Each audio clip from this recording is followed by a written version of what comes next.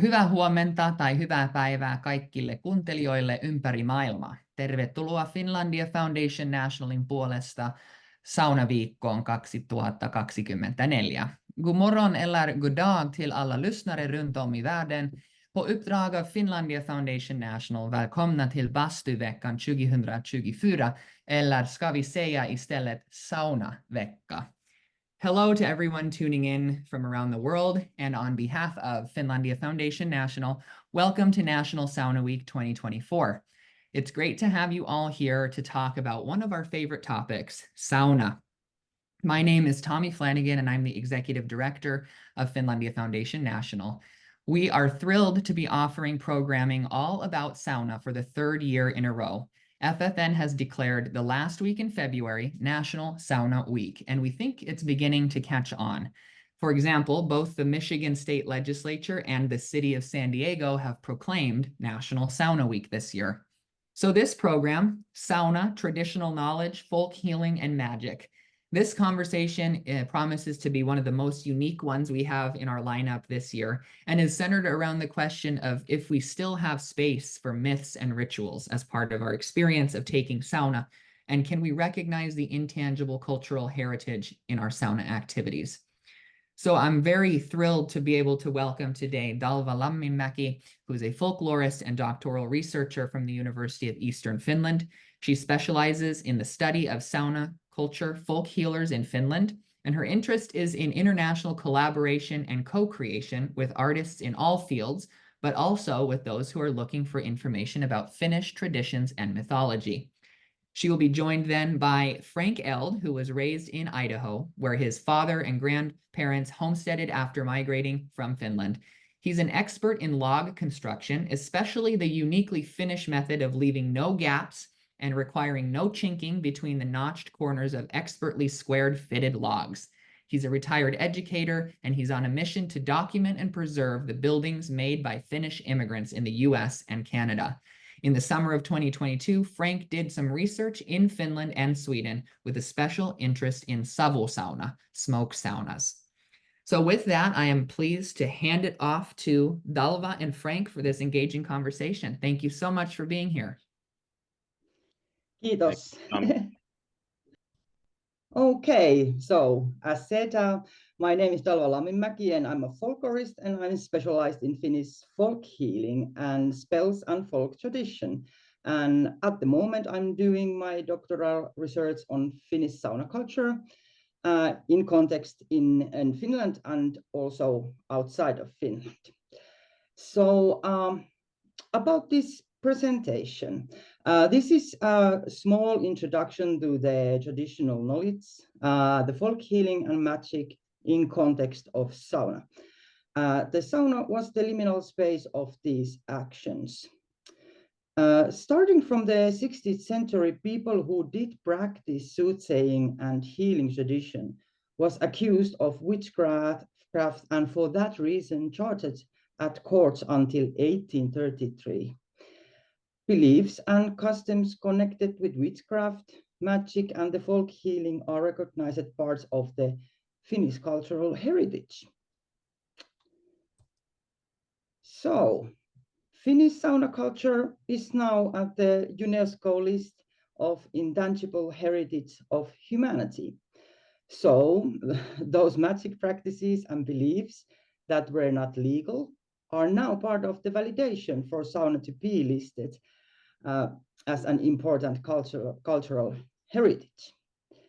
And these elements that we see listed there, social practices, rituals, festive events, and the knowledge and the practices concerning nature and the universe, and the traditional craftsmanship is what we are going to look in this presentation more. But first, we have to understand that where is the background for these practices. So, in Finland, the folk belief can be described as an animistic worldview with beliefs and practices that did coexist with religious Christian tradition. In my opinion, the folk belief is something that still lives strongly today in the way we act, it can be seen as respecting, like in respecting the nature and remembering things, ancestors, and in calendar rites, like we talk about the midnight summer, Juhannus, and in the way we also think. We still carry a lot of the symbolism in our everyday life. And for example, the sauna is the place that people often still call sacred. So the symbolism that I'm talking about, it can be many things. But when we are talking about the folk religion, I wanted to put this picture here. So there you can see there is the bark box for storing magic items, and that's the bear claw and the bear tooth. Because the bear is important in Finnish folk belief and in our animistic worldview. And on top of the lid, if you look, I don't know how well it's seen in the picture, you can see this protection symbol, viisikanta, that is a pentagram. And I have another example of that also. But why they have this kind of magic boxes, magic tools and symbols? There is this in folk belief, in kansanusko, there is the belief in supernatural agencies, to spirits and the ancestors. So these they needed the protection. And then it's in calendar rites and rites of passage, there's also the belief that the ancestors or other kind of deities can be present. And in folk healing, what we're talking about more later, these tools are very important. And here is another example of using this kind of viisikanta. The viisikanta is the viisi, 5, and kanta, pointed, and it was especially for protection. And in this case, I did find a text in archive where they were using this kind of protection, especially in the wooden water bucket that was used in the sauna. So I was reading that and thinking that maybe partly it was used to protect the water, but also used to protect the people that were washing themselves. So, but why people did think they have to, they need some kind of protection? And the good question is that from what? So there was this understanding of two worlds. To understand the people's beliefs and actions, we need to understand the environment in which they thought and lived. In the picture, there is a man offering to the forest god Tapio. And also this is interesting picture because this person is a forest Finn, and the picture is taken actually in Norway. And the forest Finns were the people, the Finnish that did move from like Savonia area to the Norway and also to Sweden. And they did carry this kind of the Karelian Finnish tradition with them and did practice them in there. But this picture is very rare. But why I wanted to also show this picture is that they were offering food, and food was offered to spirits also in sauna, because the sauna was place of the childbirth, but also place of washing dead family members. So it was the house of the ancestors. You could say like that. So sauna as a building and a place of rites and rituals moves between all these categories that you can read there in the slide. And for example, to look at these categories, this world sauna and the ancestors in sauna could be the other world. The living, maybe we can talk about childbirth and new life is coming, and then the dead, the washing the corpses. Culture and nature. So culture would be buildings made by man. So we are talking about the actual sauna building. And then the forest that is wild nature and the spirits of the nature. So there is this kind of duality in the people's thinking. But what is more important is the väki, the force. So the väki could be translated also as a people. So väki means people, but väki also means spirits. So the väki is not real people, they are spirit kind of people. So sauna is full of this kind of väki and force. There is the water spirits, earth spirits, forest spirits. If you think the sauna whisk is inside the sauna, so there is lots of forest force in there. The fire spirits, especially the sauna stove was seen as very powerful. And the sauna was also protected with rituals and symbols and magic world, especially when healing was done there. So this kind of liminal space needs to be protected. And it was believed that there is lots of force in that inside of the building. And yeah, like I said, in sauna, all these forces come together. But then where can we learn about the sauna culture? Of course, we learn it in taking the sauna. But in Finland, we have this amazing thing. The National Archive of Finland has world's biggest archive of folklore, 10,000 of descriptions of magic rites, and over 52,000 recorded variants of magic incantations and spells. So the sauna culture live in practice, but also in this oral and written knowledge. And here is some examples of this text. So the first one is elä mene syyhymättä saunaan asiatta ansaan. So do not go to the sauna without itching, trap without a reason. And it actually saying, do not interfere in other people's affairs and do not do things without reason.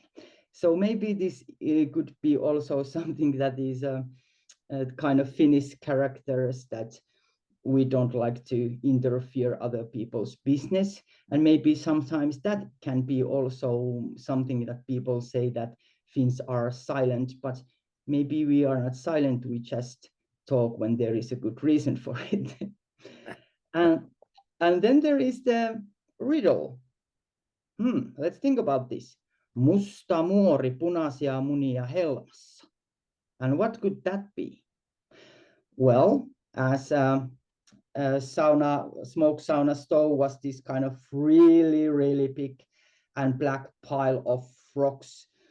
So that is the black grandma, and then the red eggs are the hot stones, because we do say that we don't warm up the sauna, we warm up the rocks.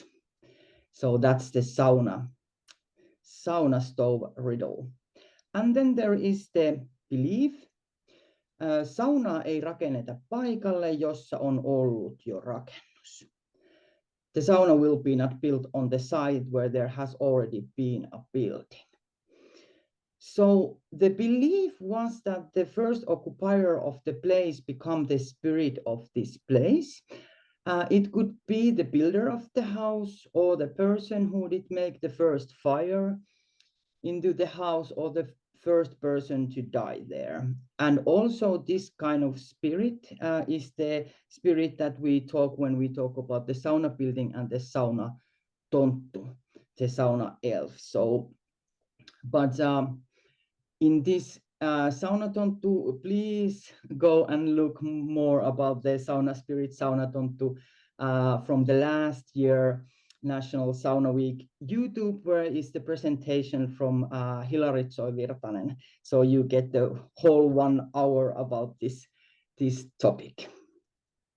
But like in this text, and I'm sorry that there is no time to go through more these kind of riddles, but maybe some other year, other presentation. But it's also good to remember that it's not all so serious, that it can also be fun. And these kind of riddles and sayings, they are many times having lots of good humor. But as we see that the text can hold lots of this old knowledge, so we go to the story. And this is the really interesting one, and that I especially love because it holds so much. So there is this story from Tuomo Jaakonpoika, and in 1678, he gave this kind of statement, and in hearing, because about the witchcraft was that they were thinking he's doing witchcraft, but then Tuomo spoke as follows. He was so seriously ill that he found relief by sauna bathing 7 or 8 times a day. So that's quite much. And in steam so hot that the woman bathing him, so there was women doing the work and the healing work, were forced to wear mittens. And this is not the only story that I have heard that you need to use mittens in your hand because it's so hot. But then, because he was still ill, so he needed to ask healer, this kind of powerful healer, to come, and he requested certain Simo Pulloinen from Siikajoki. Simo Pulloinen sounds powerful man, to come and bathe him. So doing this kind of sauna ritualistic bathing and to heal him. And then in sauna, yes, the Tuomo and the Pulloinen made this wooden image. And you can actually see the similar kind of image here. This altar doll is from the 1830, owned by a father and the son. This is from the museum in central Finland, Jyväskylä. And so they did make this kind of doll out from alder tree, and in my understanding, they did put the illness of Tuomo into this kind of wooden altar doll. And and then it goes on that they, Tuomo's sister-in-law did take it to the forest and tie it with this kind of red woolen tie to alder tree. So there is alder tree, and alder tree. So it's said and known that the best smoke sauna warming wood is an alder tree. So we can say that the use of the alder tree may have changed, but the basic idea has not changed. So the alder tree is good for your health and good in sauna. And in this story, there comes this tietäjä. In Finnish, we say tietäjä. Tietää means to know. So the one who knows, the healer for help. So seer, sorcerer, healer, many names, but in Finnish, we say tietäjä, myrrysmies, intomies. There is lots of this kind of different kind of names. And the sauna that was a place for healers to work, because it gave privacy and there was a hot water and a possibility to make herbal healing and wet cupping. Sauna was also seen as a place that has special powers as ancestors are near. And as sauna was place of childbirth and washing corpses, it holds many forces. And also it was a small place, so it can be protected with rituals, and it holds the magical force of the healing work that has done there before. So in these pictures, first there you can see the folk healer Pekka Rissanen. The picture is taken 1927. And then there is a so-called grandmother of Viipula, Viipulan mummo, healing a young girl again by washing. And from the picture is from 1970. And then I wanted to take this it's the drawing by Samuli Paulaharju, the 1907, to show you what kind of the sauna was in old days. So the cunning man, cunning woman, tietäjä, this kind of figure had lots of different kind of work that they did do. It wasn't just the healing. The tietäjä was a person that said they also retrieved stolen property. So if something was lost, you could ask from the healer that who did take the stuff, or if you lose the cow or sheep is lost, you can ask maybe the guidance where you could find the animal, because the animals were very important. So, but also they did perform this kind of love magic bathing for women, and for marriage luck and to increase love or sexual passion. So sauna was a place for many activities, and also the healers did do different types of work. So, but what were the tools? So you can see they are washing, so they are using water, maybe some kind of herbs, maybe some kind of magical tools they have. But then we come to the one of the healing methods, that is wet cupping. And in this picture, the black and white picture, the Aino Väisänen is doing her work. Sauna was working place especially for women, and normally they do wet cupping, sauna bathing, washing with using the whisk, and then washing the corpses also. That was especially women's work. And those same people, the women who were doing the work of wet cupping and washing, they were the kätilö. Oh, now I lost the word. Who was helping with the giving the birth. Yes. And here is in my hand, that is also from the museum in central Finland, where you can actually quite well see the size of the wet cup. It was made of sawn. It was the tip of the cow horn, and from that they put it into the skin and suck. They did scratch a little bit. They did call it cupping axe. So it was actually, I don't have it now. I maybe in some point have a time to run, but it was really small metal axe, and they didn't cut a lot. It is scratch, and then they suck they suck the bad blood out.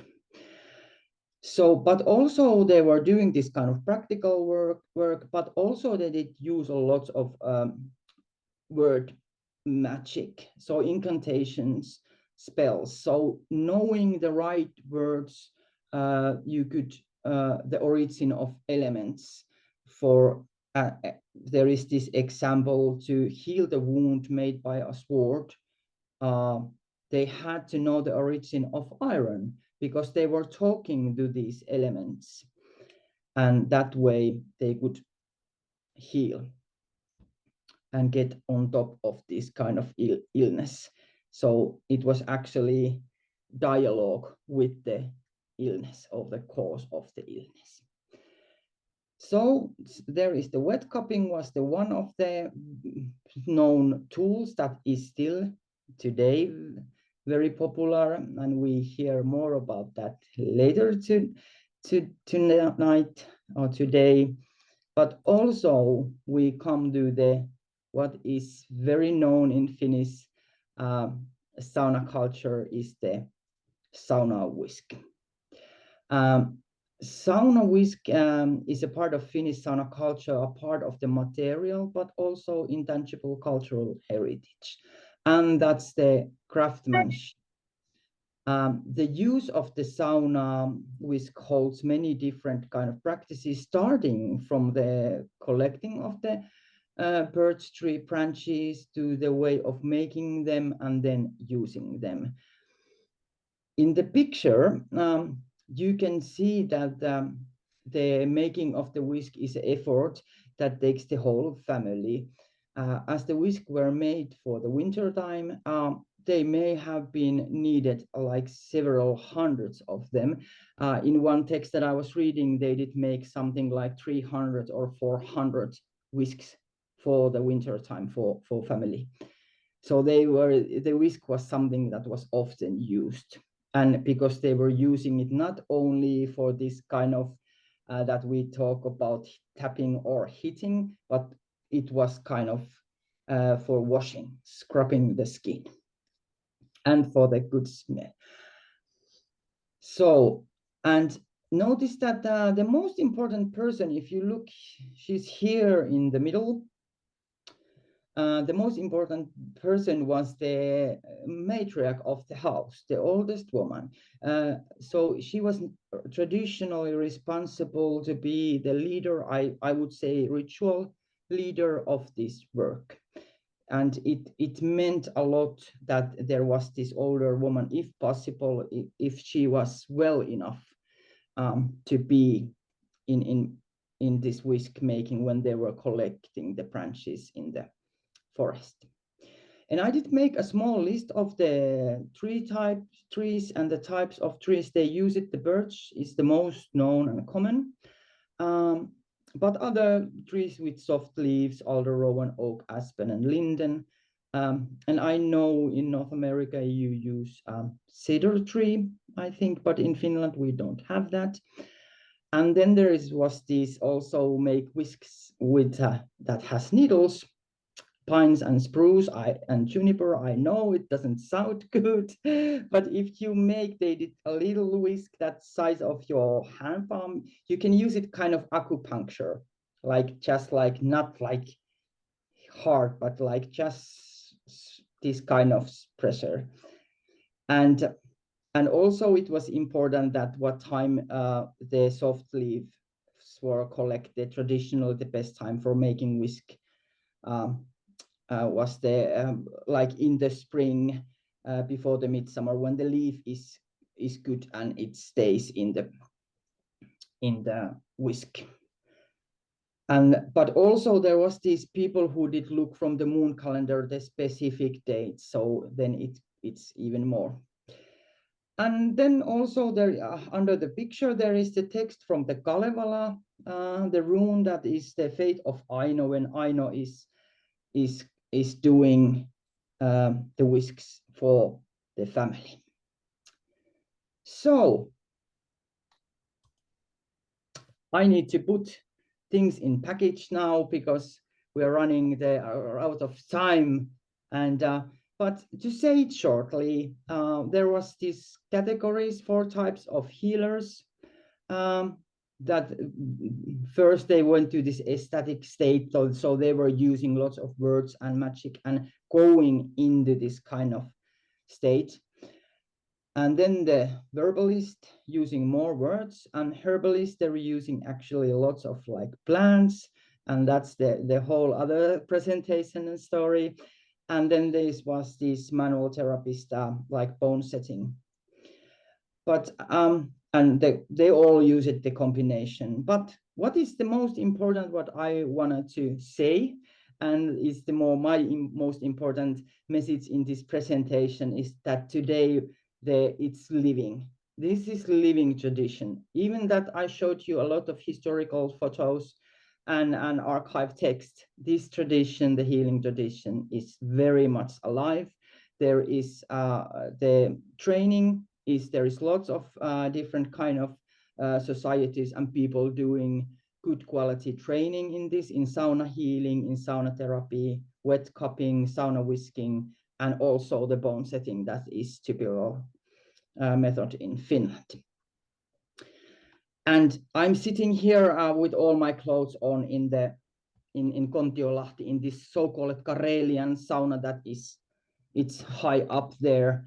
But don't do that. That is not the right way to be in sauna. And so the last thing I want to do, I want to thank you because my part is coming to the end, but we will continue with this topic. And if you are interested in participating in sauna research, my next article that I'm doing in my to my PhD is in English, and it's called, the working name is Sauna Lore and the Steam Bath Community, and I hope to interview people outside of Finland, people who may have Finnish heritage or not, but they are into the sauna. And so I'm happy to hear different kind of memories, stories, whatever songs or practices you like or have, or how the sauna is related to your family. So please do contact me, and I start this work later in the autumn. And also, if everything goes as planned, I will be on that side of the ocean in the autumn. So I have some traveling plans to North America. So if anybody is interested to talk more face to face, I'm a Finn, I'm always up for coffee and some pulla. But we're going to continue our second part, and this is where we are in discussion with Frank Härkönen, that I'm happy to say as a good friend of mine. And Frank and I am going to talk, do we still have space for these myths and rituals as a part of the experience of taking a sauna? And can we recognize the intangible cultural heritage in our sauna activities? But first, Frank is sharing a little bit of his journey in Finland, and I'm muting myself. So Frank, it's your stage. Okay. We can, there we go. Now, I'll tell you what, this is exciting. This whole thing, having Dalva here, Dalva, I just want to thank you. This is a privilege for me to share this program with you. And I think everybody's got to raise their hand just real quick so Tommy can see. Dalva, you are the best. Thank you. Raise your hand and say you are the best. This is very, very interesting that you would bring us this information from Finland. I want to say hello to everyone. I see there's a number of people that are in the audience that I know. I want to thank you for being here to listen to this program about this, what I'm going to call my search and quest to the spirituality of the sauna. As Tommy said, I went to Finland last year, spent 6 weeks in Finland, mostly, also a couple of weeks in Sweden and some time in Norway. And the search, my quest was in the sauna and the tupa. And we're going to touch on just a little bit of my experience in the sauna on my quest there. And I'm going to throw in a little blurb here. I'm going to be doing a program in May for Finlandia Foundation National for a Finposium about my experience, a complete experience that I had in the tupa, the smoke cottage, and in the sauna. So be on the watch out for that program, and we're going to go in great detail. But when I went there, I had these 6 goals when it came to the sauna research that I was going to do. I was going to locate saunas. I was going to document the construction and the function, because as most of you know, that's what I do, is document Finnish log construction. And then I wanted to experience at least one. And I was, and more if possible, and I did get 2 of them. I wanted to document that experience, which I did, learn about the sauna lore and mystique and culture.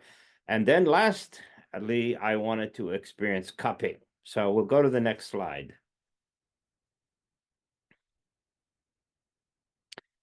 And as you can see, this is just a tiny, tiny little bit of the saunas that I found in all 3 countries, at a number of various places. I was very fortunate to have information from my friends Risto Voiläppilä, Arpad Salio, Seppo Latvala, and these people told me where to go, because when you only have 6 weeks, you have time to search.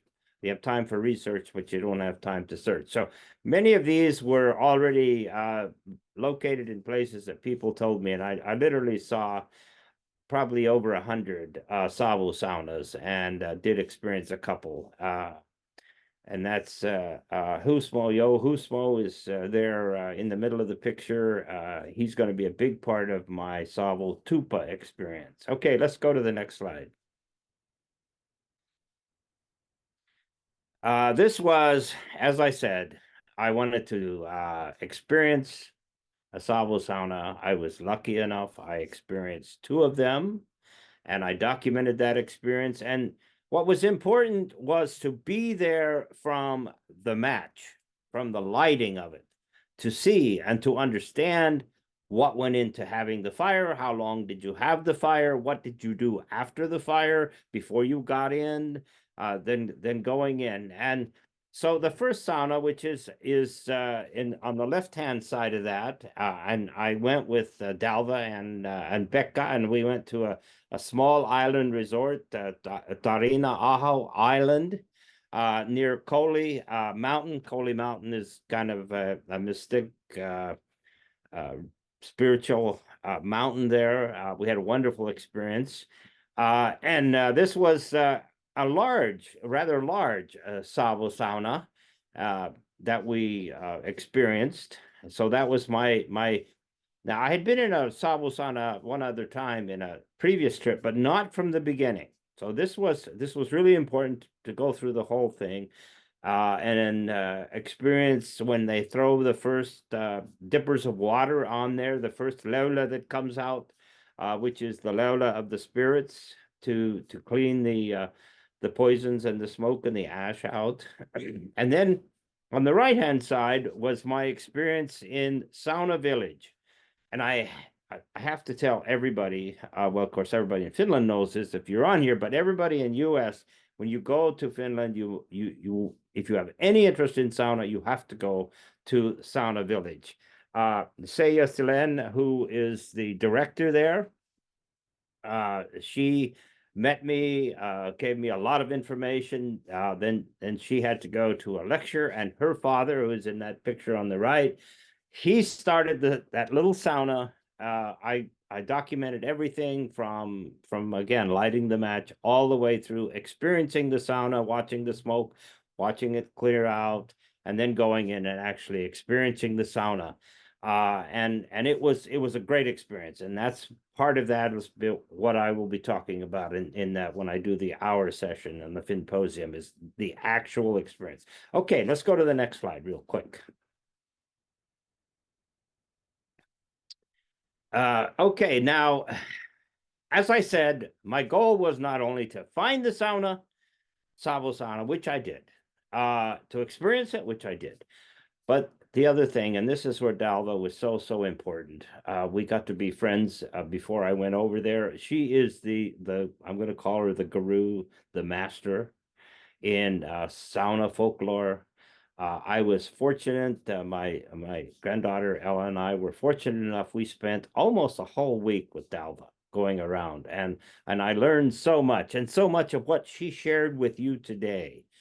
There's so much more, and this was so important. I in that one center, I basically sat at her feet to hear from her, and she explained so many things about the sauna culture and the runes, and then talking about sauna spirits and the sauna spirits in the trees.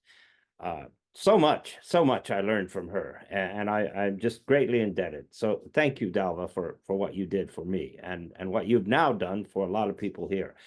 Okay, the next slide. Okay, and I saw on the thing that Hannah is here. Dalva arranged this. Hannah made room in her schedule and generously put Ella and I up. And I had cupping at Dalva's it was just wonderful. And there was an extra reward going there because her husband is a Finnish log house builder. And so again, I sat at the feet of the gurus that I wanted to meet and see in Finland. And I was also fortunate when I was at Sauna Village that Risto came over, and we were able to, because he started Sauna Village, and so he came over. I spent the afternoon with him. He gave me a lot of information. It was a wonderful, wonderful experience. Okay, Dalva, that's the end of my slides. As far as the slides are concerned, we're going to do a little talking here. And then, okay, yeah, thank you. I'm just showing the references, so if somebody is interested to read more, and also you just email me. I have lists of that the books and lots of articles to share the people who are interested more. okay, so I wanted to talk for a little bit longer here, and then you and I are going to have some questions. And most of you know, I travel throughout the United States and Canada every summer to look for and document Finnish log buildings. All the buildings, but concentrating on the cottages and the saunas. And during this time, I encounter a lot of people who are interested in the sauna, and not so much the Finns as the non-Finns. You know, we have this great opportunity to tell people about the sauna culture and about our Finnish sauna culture. I have a sauna, of course, here in my backyard, and I've shared it with people. And I have 2 people now that don't come to sauna because they went and built their own saunas. They liked it so much, and they're non-Finns. So the sauna culture is alive, and I've met a lot of people that are interested in it. They're becoming aware of the health benefits, and the social benefits of just going to sauna. So there's a real resurgence of sauna interest in this country. And we're fortunate that we have a number of stalwart old Finns that like me, that kind of continue with the tradition, and Jim Curdy and people like this that go to sauna on a regular basis. And then we're getting some more interest in the young people, and this is really, really important. We need to pass on the sauna culture to the younger generation. And we're very fortunate because we have a lot of Facebook and internet and social media. Chris with the sauna Facebook wood burning saunas, so much information is made available there, and various others, and that's so good because it spreads out the sauna word, as I call it. Just a real brief history so everybody can kind of get on the same page with saunas. The sauna was brought to America in 1638 to the New Sweden colony by the Finns, the Forest Finns, who had come from Finland or had come from Sweden. Most of them came from Sweden, the Forest Finns area there, and they brought with them the Savu sauna. Now, it's important to know that all of the saunas, now the next wave of Finns then came, there was a hiatus of Finns weren't coming over. Then there was what they called the Great Migration, the 1860s to the 1910s. And so in these 2 migrations, the sauna came to US. And it's important to realize that all of these saunas, all of them were Savu saunas. They were all smoke saunas. And then they got 2nd generation, maybe 3rd generation, but a lot of times 2nd generation didn't want to put up with the smoke, so they put chimneys in them. And this also happened in Finland. They had a conversion period. But now in Finland, and that's what was made it so great over there, is there's a resurgence of the Savu sauna in Finland. And hopefully we're going to see some of those here in this country. So there were hundreds of saunas sprinkled all over the United States, all over Finnish communities. But as age and demographics changed, the use of the sauna began to fade away, as did the original migrants pass into history. And what faded with them, and that's why we're here today, what faded with them was the spiritual roots. The understanding of the spiritual roots, the healer, the healing, the cupping, those things that occurred in the sauna, those have been lost. And that's what I went there to learn about this. And Dalva, you shared with me so much. And I appreciate it. Today you've shared with other people. I've got a few questions for you, but before I go into those, do you have any questions for me and about my experience? Well, there actually is two things I wanna ask and talk about with you. Okay. But the first thing was we went to the sauna together, and I call it like, is it right English word? I put it like it's multisensory, so that you use lots of senses, and part of the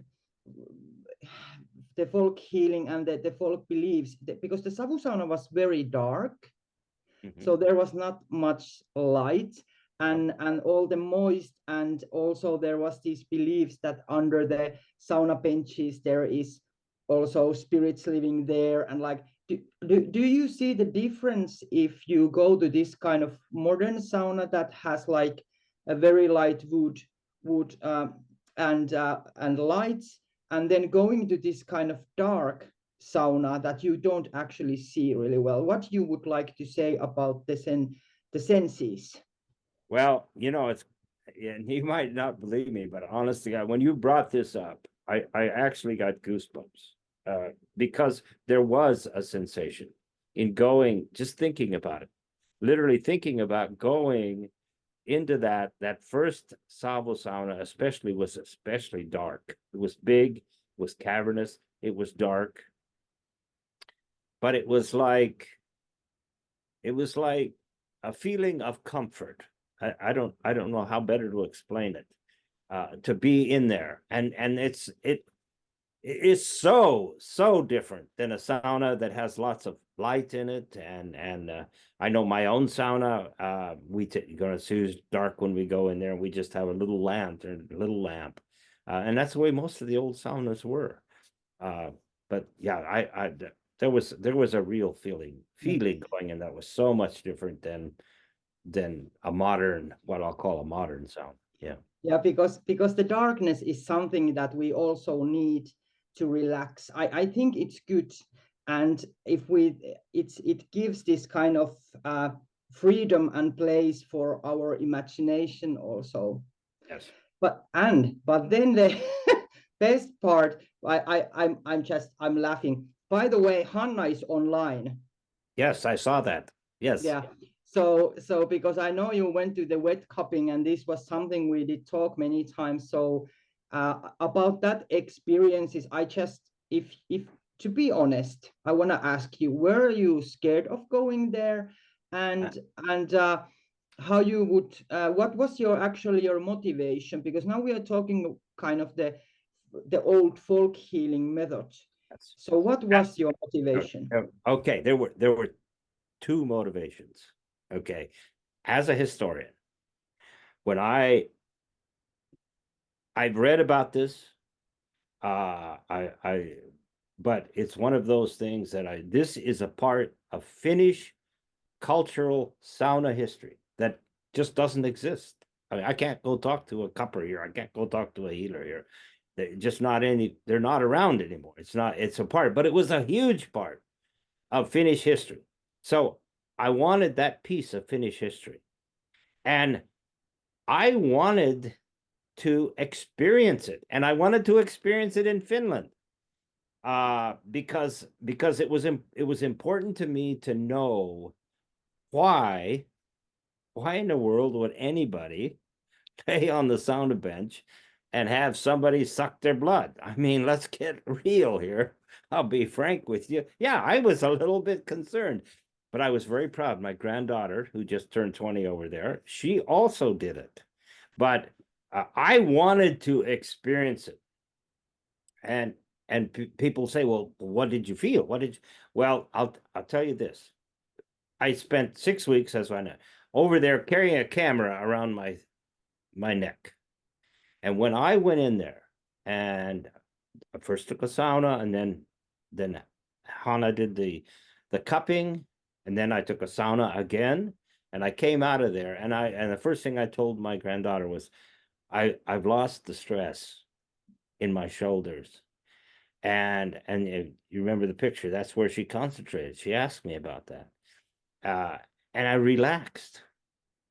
And so, yeah, I mean, I felt that relaxation from the experience.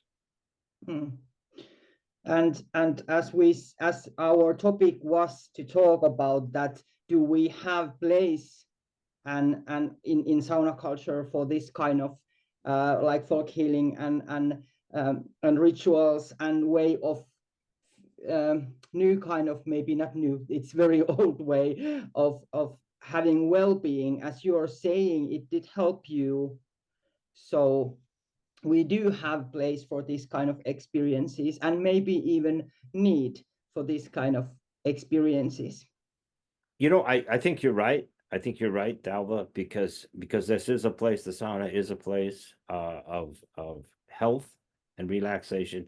And as I've listened to our other presenters through this week, they've talked about, and I'm going to just use the term modern saunas, but the emphasis is on health and welfare.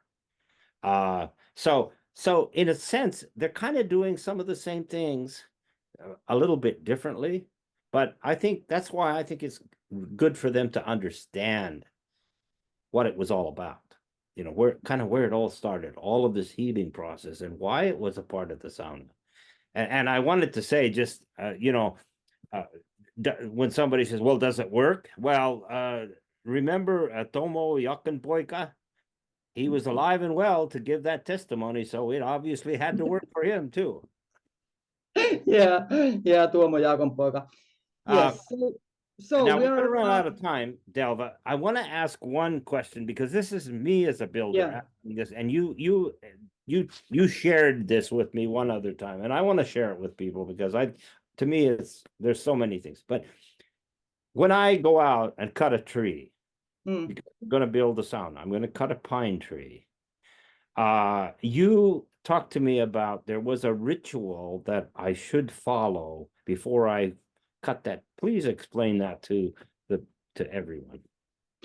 Okay. So because in the part of the Finnish folk religion and our worldview is that there is this kind of tree worship. So we see trees very holy.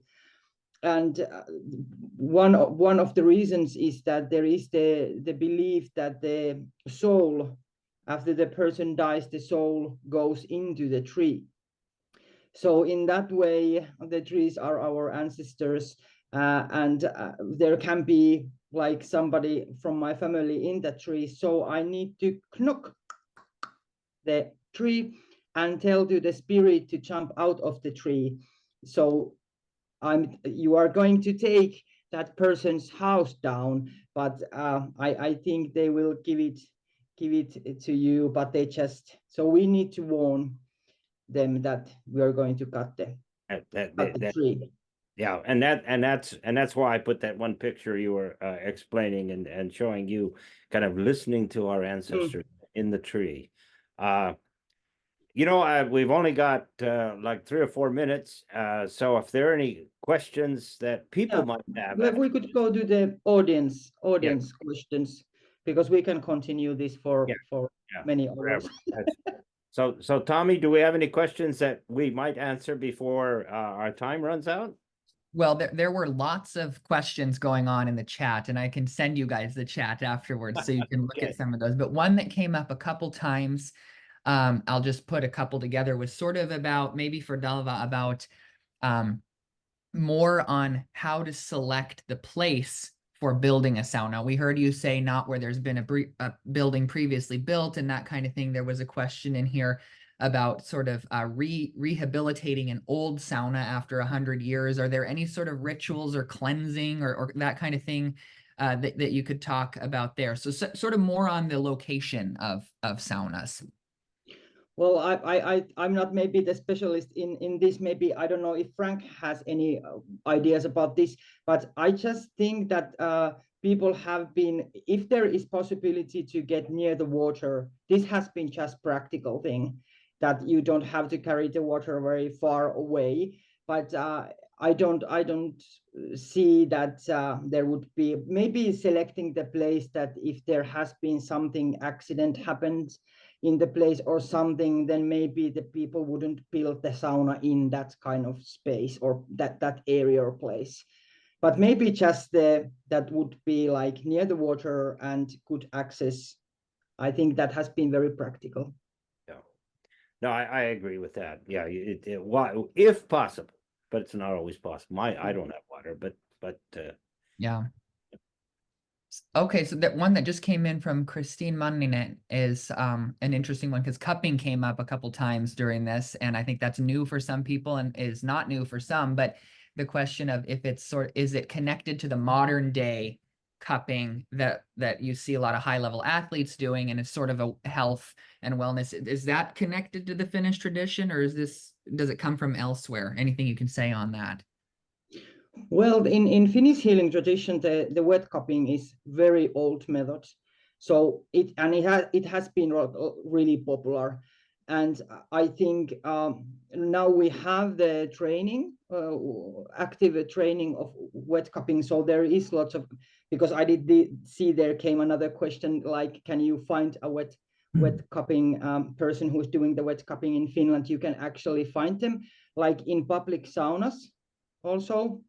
There is, I know one who is working there, and then there is people who also travel and do wet cupping. But maybe you should take the wet cupping as a topic for next year, because I know there is the wet cupper Hanna is online, so we can change the information. Maybe you can make a presentation and talk about that. That's a great idea for next year. I like that, Dalva. Tommy, I wanted to say that when I went there, of course, I made these plans in advance, and Dalva made plans for me to see Hana, and I said, well, can I have cupping done with the old way with the cow horns? But no, it's much too sterile for that. They wouldn't do that. But anyway, the experience was there, and it was wonderful. Yeah, they don't. Of course, we have the regulations, the health regulations and that kind of things today. So no cow horns. It's really sterile and safe. Yeah. Well, I think that it's a great idea for next year. And that's the lovely part about, it was a great session when you already have like ideas for some follow-ups for next year's sauna week. So people love this topic. And I think, Frank, you hit it on the head, sort of a lot of things through time. It's great. We still have a sauna tradition, but sort of the spirituality piece, I think there's a resurgence in people wanting to know more about that. I mean, as evidenced by the people who were here today. Maybe just one more quick question here from one of our participants actually this year. Steve Leppälä asked in the question and answer if there's anything in myth or tradition about 3 dippers of water each time that you throw löyly. Don't know if you want to address that or have any information on that. Can you ask again, okay, I will say this, that in my discussions, the 3 dippers,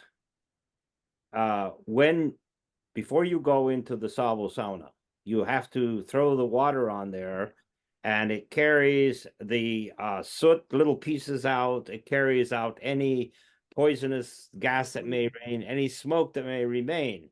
And they say this is the leula for the ancestors. That's usually 3 dippers. Now, no one said anything to me about when you just throw it on there, and even when I experienced sauna, but that I did hear that 3 dippers in the beginning. and you have to be careful because if you put more than that, and we had that one time, the rocks will get cold or cool off, so, but no, I think that may be where it's coming from, Steve. That was my experience when I talked to sauna people over there. So it's the hakalöly, the first one to, the hakalöly to get the toxic and the smoke out, and then it clears the sauna air. Yes, now I didn't know what you meant by the the dippers, the low. So that's great. I mean, I think we could keep going forever. We're sort of at time here, but I want to thank you both so much for being here and your excellent preparation. I mean, the hour just flew by. We learned so much, and people have even more questions. So I think that keeps everyone interested for next year. So let's stay in touch. Kiitos teille. Oli jännittävää keskustelua today, and for joining us from Finland, Dalva. Thank you so much. So thank now you everyone for joining our session today, and thank you, Tommy and Jessica and everyone from Finlandia Foundation. Absolutely.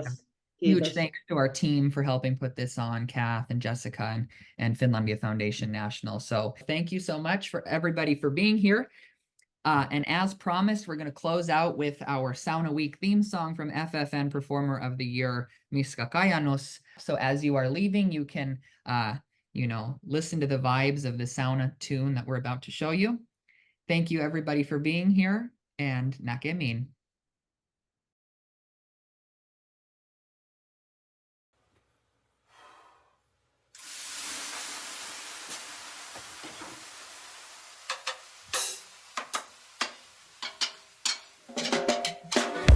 Wanna make friends in Finland, you gotta put on your birthday suit and let your hair down, cause we don't play around. We've been chilling in the heat, listening to the sound of the kiuas.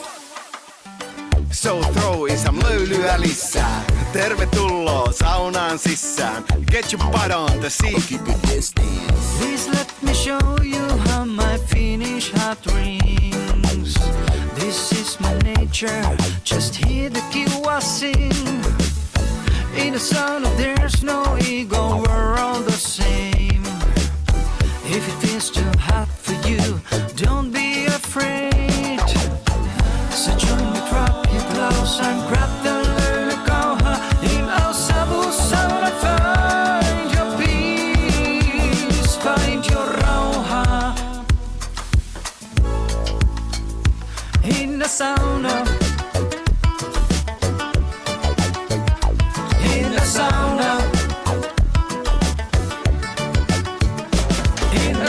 Let's go through the sauna basics, let's face it, it sounds kinda crazy. Kiuas, we throw water on the rocks. It can be electric or heated with some logs. Löyly, that's the steam coming up, that's the spirit of sauna. Did you mean sauna? Yeah, well, call it what you want. Vanya, hammam, Korean spa. Please let me show you how my Finnish heart rings. This is my nature, just hear the kiuas sing. In a sauna there's no ego, we're all the same. If it gets too hot for you, don't be afraid. So join me, drop your clothes and grab the löylykoha. In our sauna, find your peace, find your rauha.